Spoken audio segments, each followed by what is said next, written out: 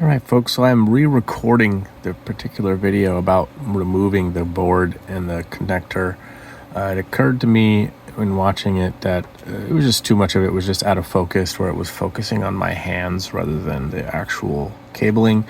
I understand that for some people, this is going to be kind of the hardest and most technical part of the whole process.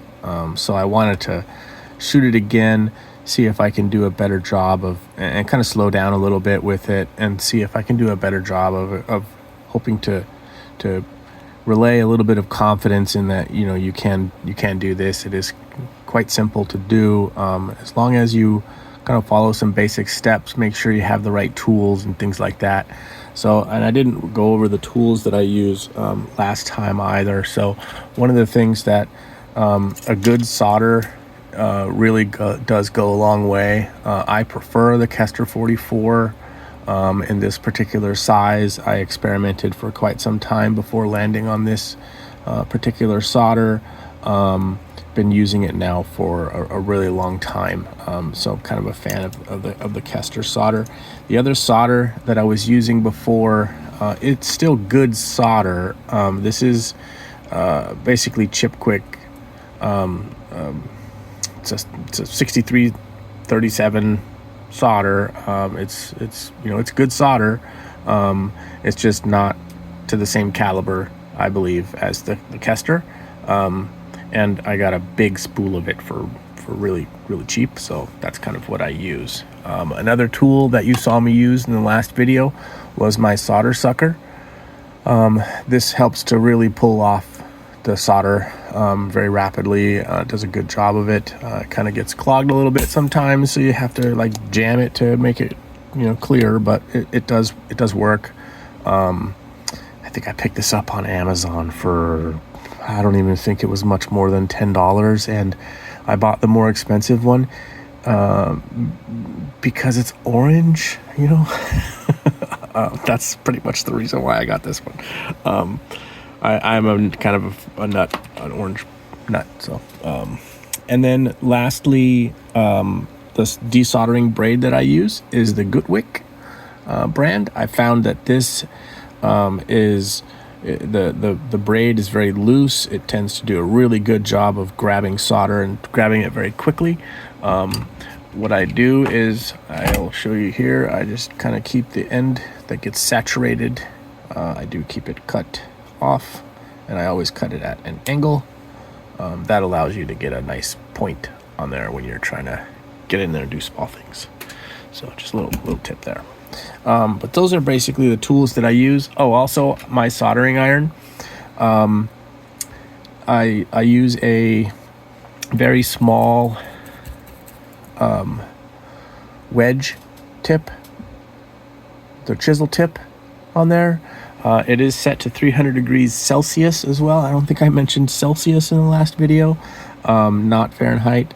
And this bit here probably has 3 or 4 years on it, so it's probably about done, needing to get redone again. I do recalibrate pretty frequently, but only because my environment where I am, I have like a little shop behind my house built in a shed, and there's not much heating in this shed at all. The noise that you hear in the background is my server rack, and it's basically the only heat source for this room.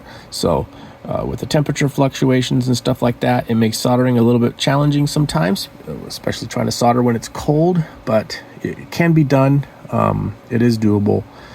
It's all just a matter of making sure that you're got things warm enough that are supposed to be warm, and good flux, which leads me to the last piece there. So the flux I typically use is this Chip Quick flux. The labels are all gone off of the syringe, but this just basically Chip Quick, no clean flux. I don't bother with the metal tips on them. They just get clogged. I just leave the plastic ones on. They do just fine. If I need to really get in there and do some serious serious flux, I actually use liquid flux, this Kester 186. is my flux of choice as far as liquid goes, but it is liquidy. It's very runny. That's kind of the way I do it. So I'll go ahead and remove these, and I'm trying to do this while looking through the camera. So I want to be able to capture a lot of this for you guys, so you can kind of get a better comfort level of, you know, what's going to happen and what needs to be done to remove components. So I'm going to start with the battery wire here. I'll just heat that up, and I just burnt my finger. But, you know, used to it. See? I burnt my finger. Good job, Matt. Bring yourself on camera. Okay, we'll go ahead and get the ground wire as well, right here. This is a different board, or different saber than I did on my last video. So things are, you know, always just ever so slightly different, but still the process is the process. Okay, now we're going after the data wire, and we're free. One thing I didn't mention in the last video, I try to kind of clean up the wires just by like remelting the solder that's on it. I will add new solder when the time comes to actually solder them to the board again, but I'll just kind of clean them up a little bit, go from there. Okay, so now moving on to the board itself. Again, I'm going to flood the solder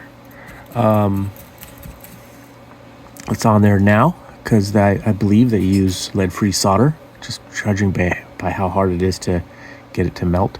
So I will kind of heat it up a little bit along with some of my solder, and I'll just try to make it to where it's like half my solder, half their solder, right? That's kind of the idea there. So I hope you guys can see that a little bit better now. Yeah, there's definitely all the flux is burnt off that. So let me show you here. So as you can see, I've just added solder to it, okay? And it melts now a little quicker than it used to, right? So then I will get my solder sucker. I always start with the solder sucker just to kind of get off the bulk. Clean it out. Go again.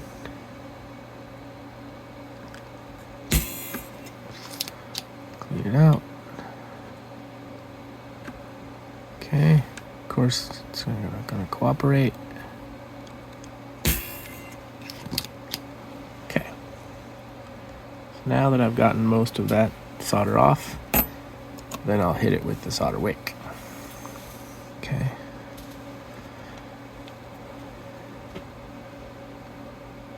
Trick on the solder wick: do not drag solder wick across your contacts. It will pull them off. Just dab and move. Dab and move. Too many times people try to save 1/4 of an inch of solder wick, and it ends up costing them a foot of trouble. Just use the solder wick. Let it do its job. Let it absorb everything. It will wick all the solder away, and you'll get a nice clean joint. Okay, so now what I'll do is I'll actually clean that off. Use the, yeah, we're actually free. Right, see there? A little bit of a gap. That means that no more contact. Okay. So again, to get to the other side, I'm going to flood the solder joints with my solder. Okay. Just so I get it all in there. Right. And then I'm going to hold on to it and just melt it all and push. There we go. Comes right off. Okay. One of the things I didn't go over before the other video was I just kind of clean up all the contacts. Don't know why, but I do. Okay, now we've got a bunch of solder on there. I think I did this part last time off camera, so I'll just show you. All I do is just go here, suck up the extra solder. It clogs. I gotta force it, so you know it gets stuck in there all the time. Okay, I'm gonna go through, clean them up as much as I can. Yeah, and then hit it again with the solder wick.